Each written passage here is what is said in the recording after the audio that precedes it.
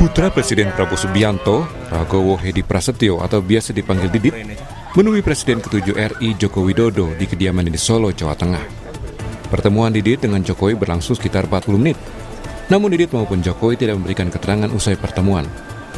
Diketahui, Didit adalah sosok yang kerap bertemu dengan Jokowi, termasuk saat hari raya Lebaran lalu, di mana ia mewakili ayahnya untuk bersilaturahmi dengan Jokowi. Partai Solidaritas Indonesia merespon pertemuan Didit Prabowo dengan Jokowi di Solo. PSI menyebut pertemuan itu sebagai bentuk silaturahmi dan persahabatan.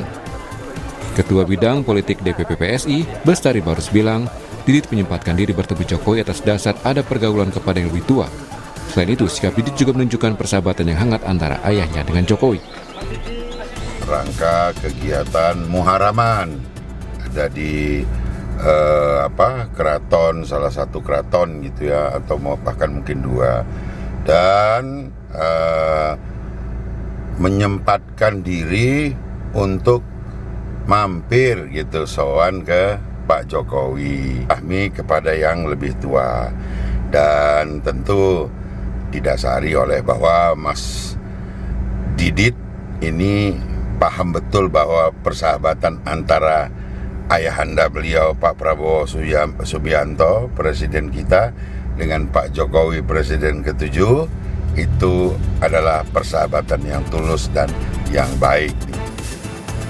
Di sisi lain, putra Jokowi yang juga wakil presiden RI, Gibran Rakabuming, mengunjungi dua sekolah yang berada di Kabupaten Ende, Nusa Tenggara Timur. Namun ada yang berbeda. Gibran mengajak sejumlah mahasiswa untuk melihat langsung urgensi makan bergizi gratis yang berbeda antar kawasan perkotaan dan wilayah terdepan, tertinggal, dan terluar. Mahasiswa yang diajak ikut terbang bersama Gibran dari Jakarta.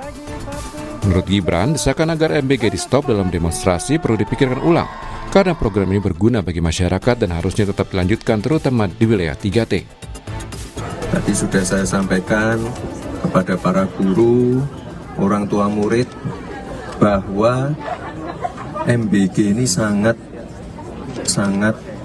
dinanti, sangat bermanfaat, terutama di area 3T. Jadi sekali lagi teman-teman media, ke depan akan terus kita perbaiki agar lebih tepat sasaran dan yang namanya praktek-praktek korupsi agar tidak terjadi lagi. Giat Gibran bersama mahasiswa dan pertemuan Jokowi dengan putra Presiden Prabowo terjadi di tengah maraknya aksi unjuk rasa di sejumlah daerah, menuntut perbaikan ekonomi. Namun menurut analis politik Unair, Airlangga pribadi, pertemuan itu tidak akan ada artinya jika pemerintah tidak merespon tuntutan yang disampaikan dalam aksi mahasiswa. Kalau persoalan ini, saya pikir bahwa pemerintah itu masih belum paham, salah alamat merespon isu yang sedang muncul sekarang. Apa itu? Sebetulnya yang menjadi persoalan itu adalah bagaimana pemerintah dengan cermat dan mengevaluasi diri melakukan koreksi terhadap apa yang telah dilakukan dan mendapatkan respon yang tidak baik-baik oleh pasar ataupun oleh publik. Jadi ini bukan soal konsesi atau kemudian komunikasi antar elit. Di mana kemudian problem-problem bagaimana pemerintah dengan sigap seharusnya merespon dan melakukan introspeksi terhadap kebijakan, direspon dengan komunikasi antar elit. Ini nggak ketemunya di situ. Saat Gibran mengajak mahasiswa kunjungan kerja dan putra Prabowo bertemu Jokowi dinilai tidak menjawab persoalan yang ada akhir-akhir ini yang disampaikan mahasiswa dalam aksi demo soal perbaikan ekonomi. Tim Liputan, Kompas TV. Dua peristiwa politik terjadi di hari yang sama saat Wapres Gibran mengajak mahasiswa kunjungan kerja. Di tempat lain, ayahnya, Joko Widodo, bertemu dengan putra Presiden Prabowo. Apa makna peristiwa ini? Kita ulas bersama dengan Sekjen DPP Projo, Freddy Damanik, dan Direktur Eksekutif Indikator Politik Indonesia, Burhanuddin Muhtadi. Selamat pagi, Bang Freddy. Prof. Burhan. Selamat pagi. Pagi, Bram. Ya. Bang Freddy, ini kita cermati di hari Kamis kemarin gitu ya, Mas Didit ke rumahnya Pak Joko Widodo di Solo. Ini kalau menurut Projo sendiri melihatnya, ini beneran cuma silaturahmi, mampir sebentar, atau ada pesan-pesan politik tertentu yang ingin disampaikan oleh Mas Didit? Ya, terima kasih. Kita tentu tidak bisa menafikan bahwa Pak Jokowi memang hari ini masih berada beredar di pusaran politik Indonesia. Dan Mas Didit merupakan putra Presiden Republik Indonesia. Jadi kami melihat ini memang menunjukkan bahwa hubungan personal dan komunikasi antara lingkungan Presiden Prabowo dan Pak Jokowi tetap terjaga dengan baik, itu yang utama. Ini menjadi sinyal positif tentunya bagi stabilitas pemerintahan dan konsolidasi nasional. Kemudian Mas Didit ini kan bukan pejabat publik ya, bukan pengurus partai, karena itu kami melihat juga kehadirannya lebih dibaca sebagai simbol persahabatan, penghormatan, yang tadi juga jembatan komunikasi dibanding agenda politik formal. Dan seperti saya katakan tadi ya, kita tidak bisa menutup mata menafikan bahwa walaupun Pak Jokowi tidak lagi menjabat sebagai presiden, beliau masih menjadi salah satu tokoh nasional yang memiliki pengaruh sosial dan politik yang besar. Jadi banyak selain masyarakat, tokoh-tokoh kalangan datang bersilaturahmi dengan berdiskusi dengan beliau. Tapi sekali lagi yang paling penting adalah di tengah upaya sebagian pihak yang membangun narasi berusaha membenturkan jarak antara Pak Jokowi dan Presiden Prabowo, tentu pertemuan ini memperlihatkan bahwa komunikasi antar lingkaran kedua tokoh ini berjalan dengan baik. Itu mungkin sementara pengantar dari saya yang kami bisa lihat dari pertemuan kedua tokoh ini, Mas. Oke, baik. Kalau dari Prof. Burhanuddin seperti apa, Prof? Anda melihatnya pesan-pesan apa yang kemudian disampaikan kedua pihak? Misalnya Mas Didit bilang apa, Pak Jokowi kira-kira bilang apa, dan makna di balik ini semua apa sebenarnya?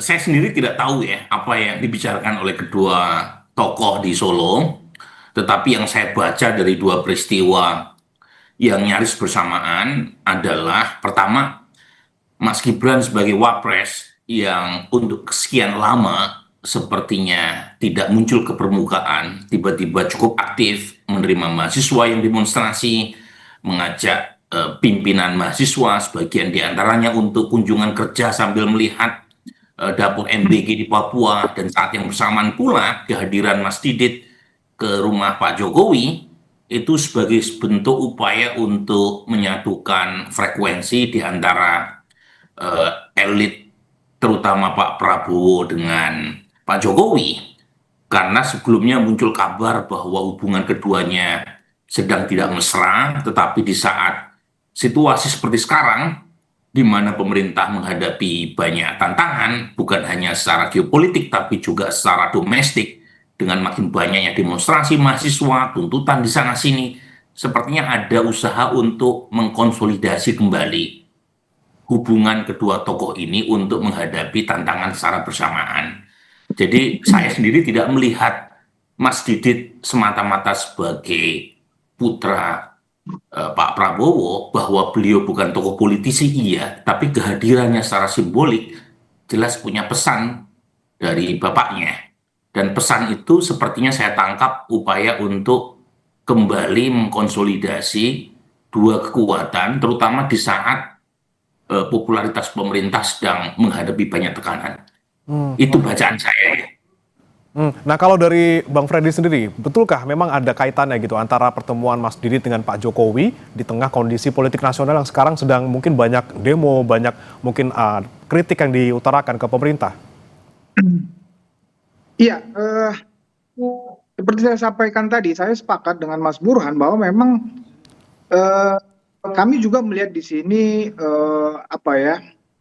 politik ya, bisa saya katakan politik tingkat tinggi ya. Kalau biasanya disampaikan misalnya jadi ada perbedaan antara pesan kenegaraan dan pesan personal antara pemimpin. Jadi ini bukan bersifat formal, justru yang biasanya itu kan kalau formal disampaikan melalui menteri, sekretaris kabinet, utusan khusus atau pejabat negara lainnya. Justru di sini pesannya bersifat personal karena Mas Didit yang datang, penuh kepercayaan ya, menyangkut hubungan antar individu kedua tokoh ini, maka beliau mengutus Mas Didit, Presiden Prabowo mengutus Mas Didit.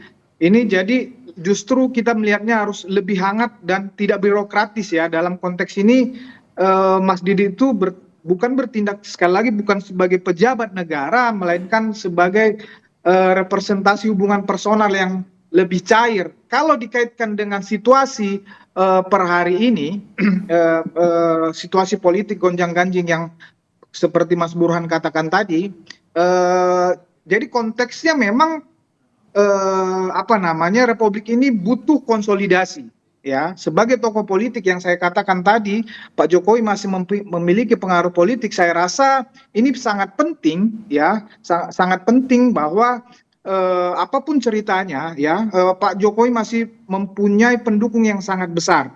Dan ini Presiden Prabowo perlu memberikan citra bahwa memang hubungan baik kedua tokoh ini masih sangat terjalin dengan baik. Oleh karena itu ini sangat penting menjawab, bukan berarti ini menjawab persoalan utama dari tuntutan-tuntutan teman-teman mahasiswa, tetapi ini bisa menunjukkan kepada masyarakat bahwa setidaknya kepada pendukung Pak Jokowi bahwa hubungan kedua tokoh ini masih sangat baik, dan itu sangat penting untuk konsolidasi dan persatuan nasional tentunya dengan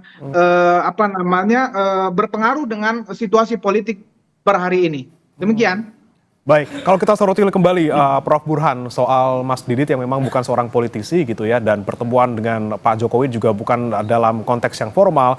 Kemudian seberapa besar ini bisa berpengaruh misalnya ke tingkat kepercayaan ke masyarakat, ke pemerintah misalnya di tengah kondisi seperti ini? Ya, saya tadi mengatakan ya, Brad, bahwa Mas Didit ke Solo dalam rangka satu suro itu kan hanya cover ya. Pasti ada pembicaraan yang lebih penting dari sekedar satu muharaman. Tetapi yang paling utama sebenarnya, apakah mampu atau tidak upaya untuk merajut ya kembali dua kekuatan yang berhasil mengantarkan Pak Prabowo sebagai pemenang cukup besar dalam Pilpres 2024 itu bukan diselesaikan secara simbolik, tetapi secara substantif. Jadi pertemuan Mas Didit dengan Pak Jokowi itu baru tataran simbolik. Secara substantif adalah apakah pertemuan tersebut itu bisa menggerakkan pemerintah untuk lebih responsif terhadap tuntutan mahasiswa. Nah, di sini tuh jauh lebih berat dari sekedar mengadakan pertemuan, karena membutuhkan elemen teknokratik, membutuhkan kesadaran dari pemerintahan Pak Prabowo bahwa ada sesuatu yang tidak berjalan sesuai dengan ekspektasi atau tujuan awal, terutama misalnya MBG, kemudian Koperasi Merah Putih, kemudian remilitarisasi ya di banyak bidang, itu kan kelihatan sekali. Dan menurut saya perlu ada upaya koreksi, terutama misalnya poin-poin yang memicu demonstrasi mahasiswa begitu masif dalam beberapa hari terakhir. Nah, salah satu diantaranya adalah soal MBG.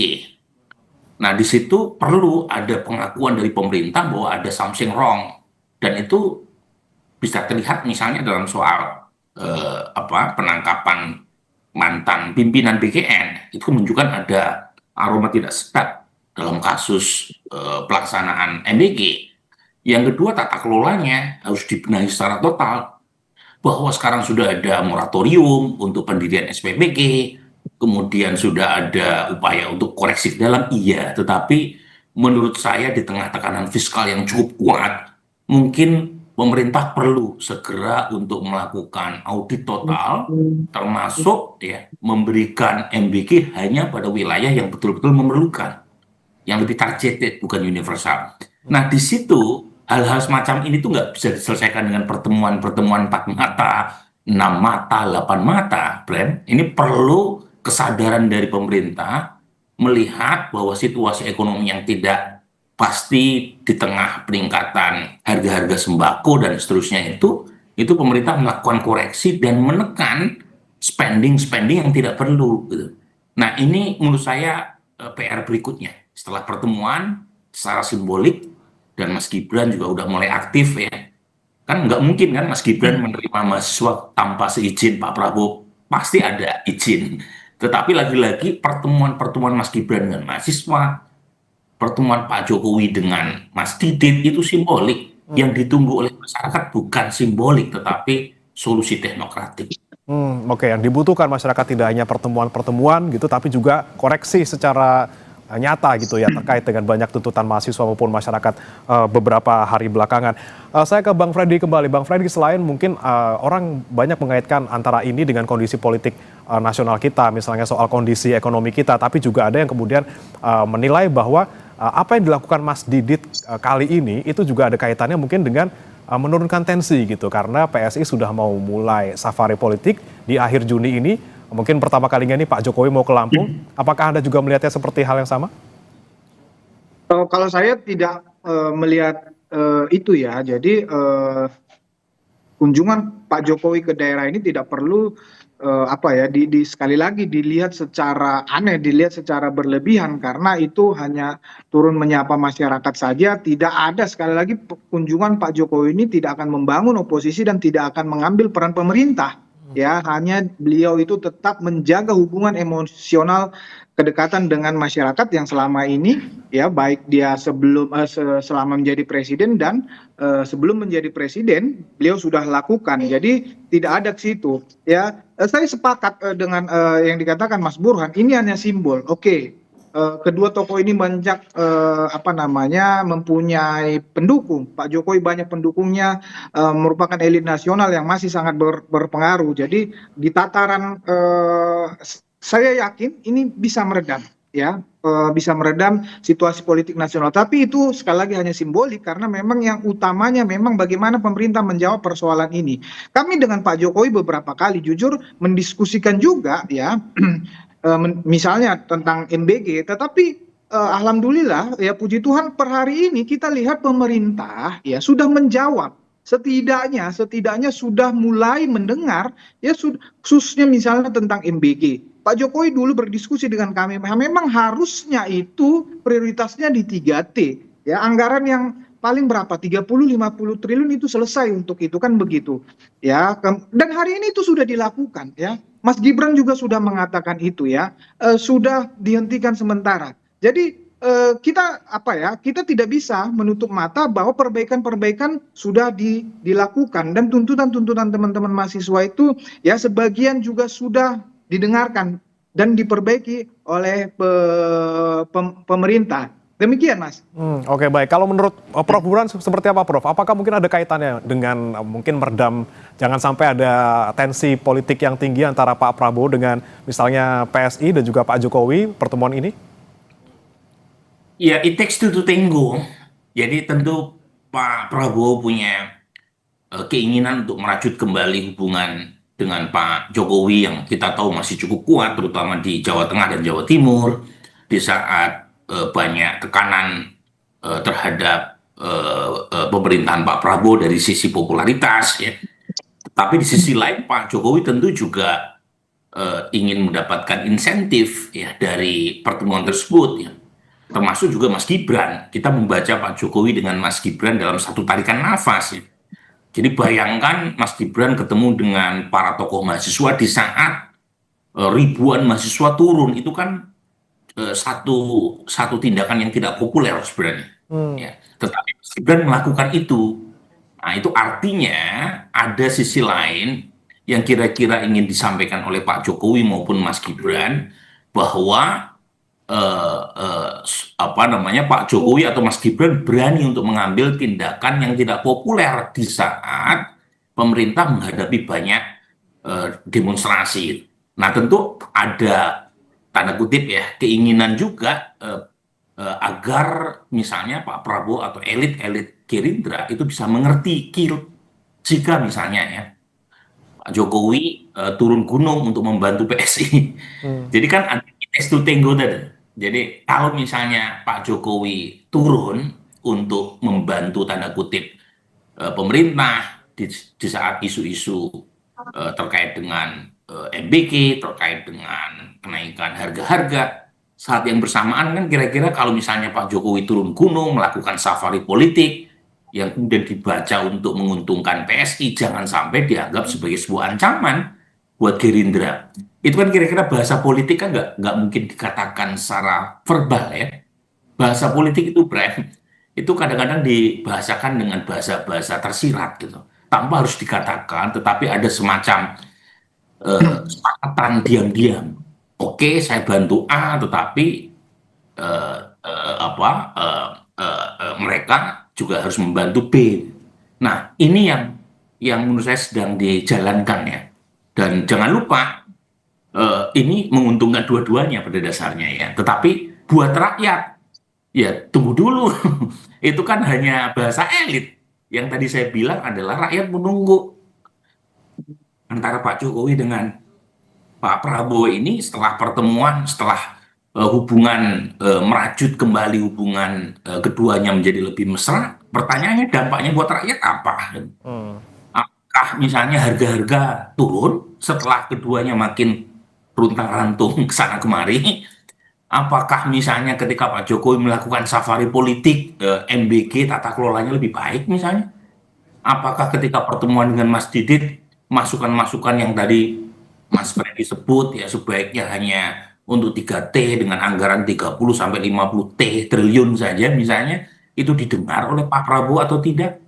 Nah ini kan menurut saya lebih substantif ya ketimbang misalnya runtang-rantung di tataran elit gitu.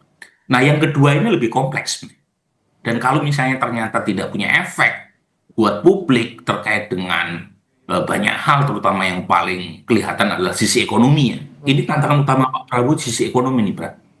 Itu ternyata nggak ada efeknya pertemuan antara Mas Didit dengan Pak Jokowi. Ya menurut saya jangan salahkan publik kalau kemudian mereka menganggap pertemuan di atas itu hanya sekedar drama saja untuk membicarakan kepentingan kelompok masing-masing.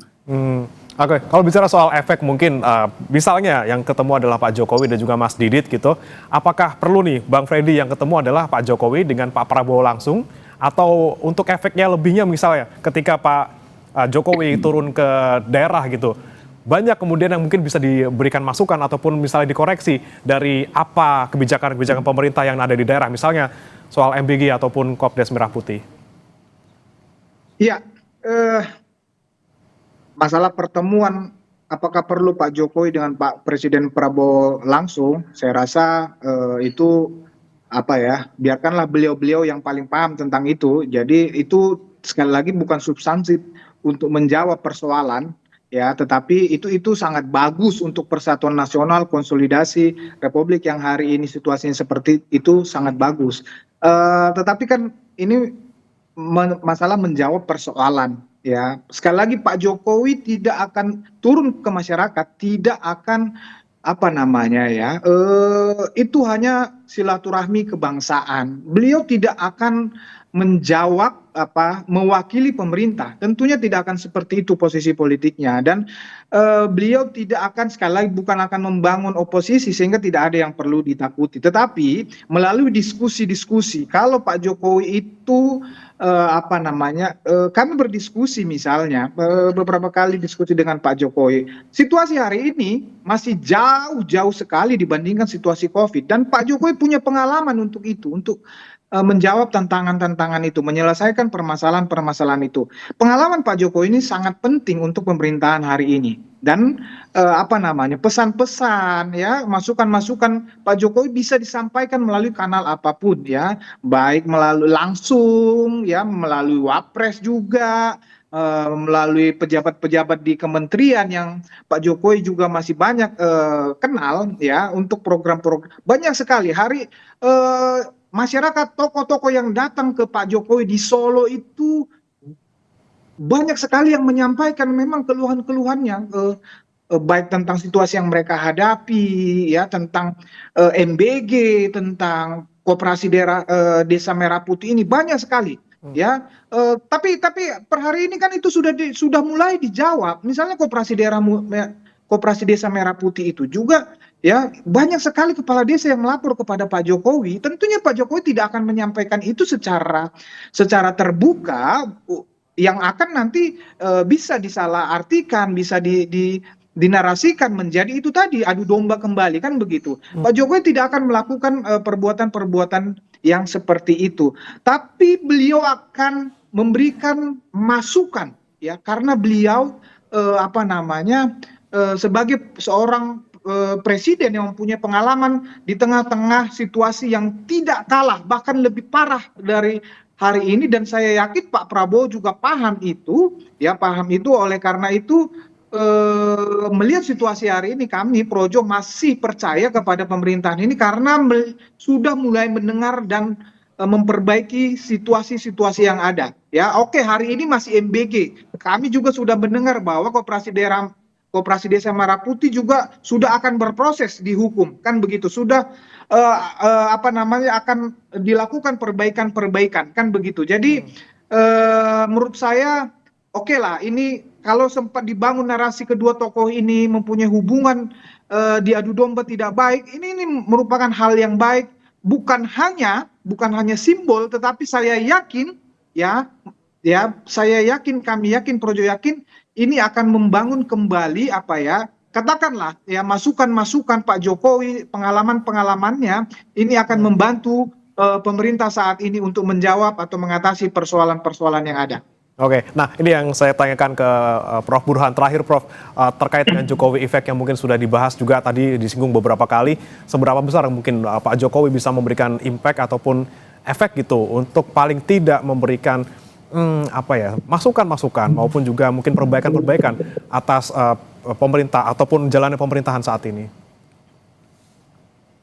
Iya, memang Pak Jokowi masih punya taji ya, tetapi tajinya berkurang, dan itu wajar karena beliau sudah tidak lagi menjadi presiden.